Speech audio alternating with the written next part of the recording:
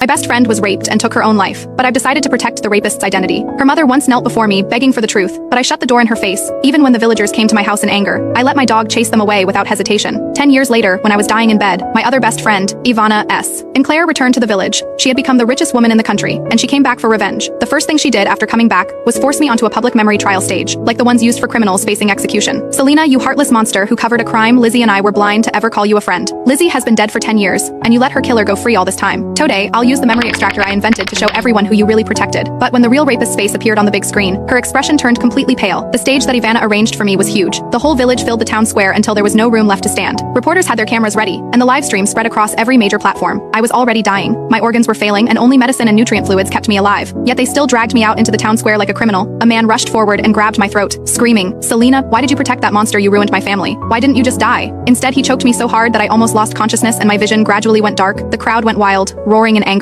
What a heartless woman. Her friend was raped before her death, and she knew who did it but stayed silent. Her friend jumped into the river to end her life. Her poor mother begged her until her knees bled, and she still refused to open the door. She even set her dogs on people. How disgusting can she be? All of their curses were aimed at me. Ivana stood nearby, her brows tightly furrowed. In this entire world other than Lizzie's parents, no one hated me more than she did. 10 years ago, Lizzie Blake, Ivana Sinclair and I were the closest of friends. However, after Lizzie was assaulted and took her own life in the woods near my home, our friendship fell apart. In her suicide note, she wrote that I saw the man who raped her. From that moment on, everyone believed I was protecting the rapist. And the truth was, I did protect him. Ivana stepped in front of me, her voice cold and sharp. "Selena, I'll give you one last chance. Tell me who the rapist is, then turn yourself in to the police. It is not too late yet, but once I start the machine, the high-frequency pulses will crush every bone in your body again and again. You won't even have a chance to defend yourself." My face went pale in an instant. I struggled and screamed in panic. "Eva, no, you can't look into my memory." She grabbed my wrist tightly, her teeth clenched, scared. "Now it is too late for that. I am getting justice for Lizzie." Tears ran down my face as I begged, "Eva, please, don't do this. If you show my memories, you'll regret everything." She gave a bitter laugh, her eyes red with fury. "Regret? The only thing I regret is ever calling you my best friend." Two guards forced me into a metal chair. Cold cuffs locked my hands and feet in place. I struggled, but they pressed a heavy helmet over my head. 1,000 tiny needles stabbed into my scalp, digging deep into my mind. I screamed as my body shook violently. In that moment, it felt like my soul was being torn apart. Even so, the crowd beneath the platform stayed furious. Rotten vegetables and spoiled eggs flew through the air, hitting the stage as they screamed insults at me. "Fake friend, rapist protector, go to hell, you witch." On the big screen, my memories began to play in reverse. The first one appeared for everyone to see. It was 3 days after Lizzie's death. They had dragged me to her wake. Everyone demanded that I tell them who the rapist was. Some spat on me, others threw stones. One person yanked my arm so hard and then another pulled my hair until it was a tangled mess. Fists hit my body over and over until my whole body turned black and blue. I ran away in fear, with the villagers chasing after me like I was the criminal. When I turned back, I saw smoke rising in the distance.